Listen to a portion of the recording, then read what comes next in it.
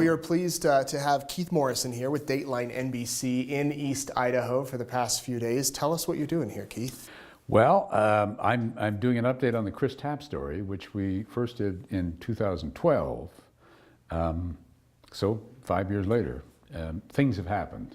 In fact, after we did that first story, there was a kind of a snowball effect of the people who were interested in looking more deeply into what really happened here. And all of the results that have come back have been kind of leading us in the same direction, but the story becomes ever more fascinating. Yeah. So here we are with another update. 5 years later, so you're working on a show for Discovery? This is a Discovery show, that's right. Yeah. And I think they're hoping to put it on the air pretty soon. You've been a phenomenal journalist for decades, traveled all over the world. I'd say journalist, the phenomenal part. Yeah. You've been all over the world. I'm sure you've seen stories and cases like this before. Is there anything about this one that particularly is interesting? Well, it's on so many levels it's interesting. The facts of the case, as they are known, are confounding. The evidence that has been coming back has, as I say, all been leading in one direction, and yet the investigation seems to veer off and go in a different direction. So there is, I mean no disrespect to any police department anywhere, especially here, but there has been a tendency in this case that seems to me to base conclusions on an old-fashioned kind of police work, on interviews and so on, where the DNA and the scientific evidence has been coming to a different conclusion, and where the two meet in the middle has made it a fascinating story. In addition to the character at the center of it, Chris Tapp himself, who's an interesting character and flawed in his ways, as we all are, but it doesn't make it any easier to come to a solution. And then at the heart of the story is Carol Dodge, this remarkable woman who is unlike any I've ever known in her absolute determination to uncover every stone until she can find the killer of her daughter. How do you find these stories? How do you find the ones that you want to go after? Well, just keep your eyes open. But also, I work with this wonderful bunch of people, and we all keep our eyes open, and the stories come along.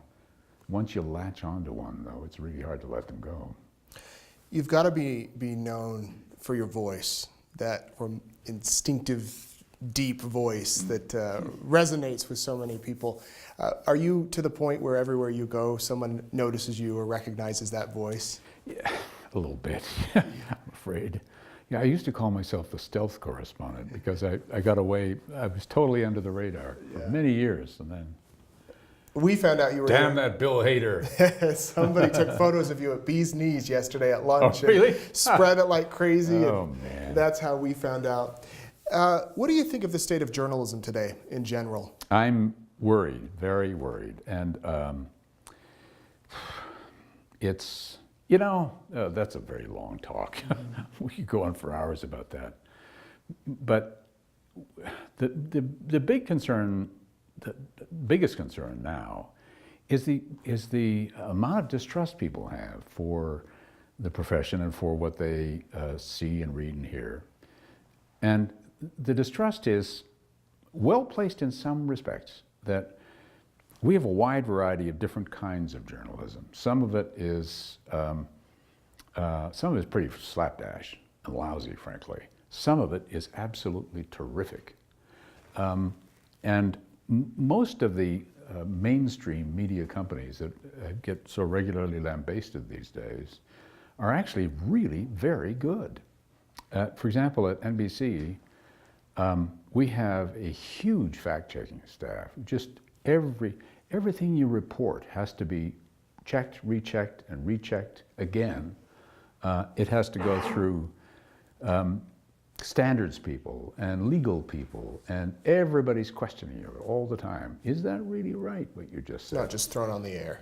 Not just thrown on the air. And it doesn't matter whether somebody else reported it and you're just repeating what's been reported. You have to be able to back it up.